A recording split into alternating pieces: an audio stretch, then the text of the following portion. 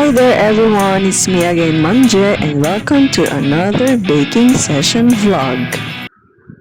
So here, as you can see, nagpiprint na ako ng mga stickers dahil naubos na yung OTP plastic na packaging ng mga giant cookies.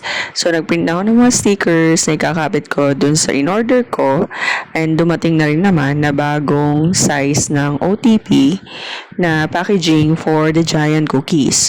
So ito na yung mga stickers at may kanya-kanya na yung mga flavors.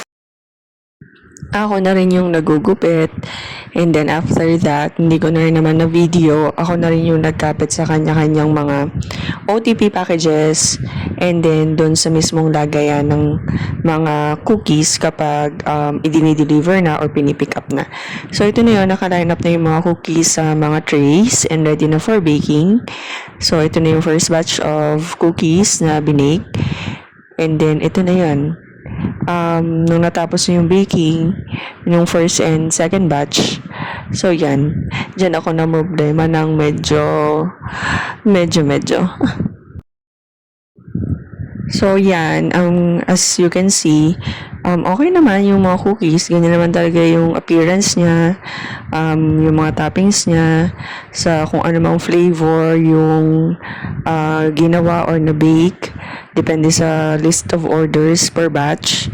So yan, buat, yan na yung mga cookies na yan nung natapos na ipack. So bakit ako namomroblema? Namomroblema ko kasi, well, looking at the cookies that I baked, 100 grams each yan. Kaya lang yung appearance niya nagmukhang 50 grams lang. Why? Kasi hindi ito yung giant cookies that I usually bake.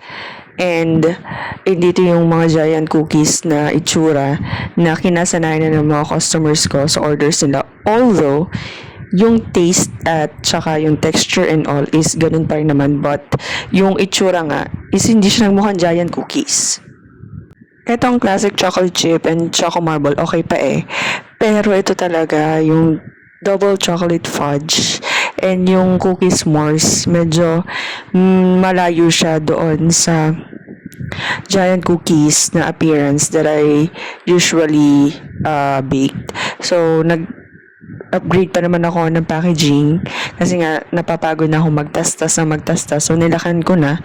Tapos ang naging ending naman is medyo hindi ganon yung kinalabasan na giant cookies talaga dapat. I think kasi nagbago ako ng harina na ginamit dahil yung brand na ginagamit ko naubos na yung stocks ko, and then doon sa binibilhan ko na malapit dito sa amin is wala rin.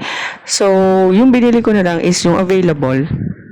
Ang kinalabasan nga is hindi siya humiyang dun sa dapat nakalabsan ng giant cookies.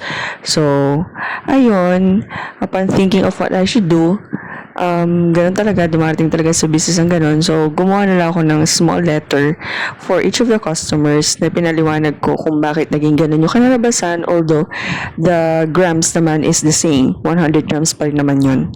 Hindi nga lang siya nagmukhang giant cookies. So, isa-isa yun kasi ayokong maisipin ng mga customers ko na tinitipid ko na sila. Bakit lumiit na? Nagtitipid na ba ako? Hindi. Same grams yon, same size. Mayroon akong timbangan dyan just to make sure na pare-pareho yan. Kaya nga lang siguro dun sa ginamit kong harina, yun ang nangyari. Naalala ko sa sapatos before, nagkakaproblema rin ako eh kasi minsan yung size na binili, pagdating, same size naman siya kaya lang maliit. Kaya ang ginagawa ko, pinapaliwanag ko sa customer na ganun ang nangyayari. Hindi ko hawak yung sizes. So, yun. Kailangan talaga you have to deal with these problems kung mag-negosyo ka. Kasi darating at darating talaga na minsan may mga ganitong small problems, but you really have to be calm, face it, and solve it. So, ito na yung mga cookies na may kanya-kanyang small letters. May pa-love letter ako. So, thank you din sa mga customers ko for understanding kasi nung dineliver ko sa kanila, ayos pa rin naman. May magagandang feedback pa rin ako natanggap regardless of the appearance. So, after the delivery, ito, nag-unwind muna ako with my sister kasi siya naman ang madalas kong kasama except for my closest friends and some of my cousins. So, that's all. Thank you for watching. Kindly like, follow, and share. Bye!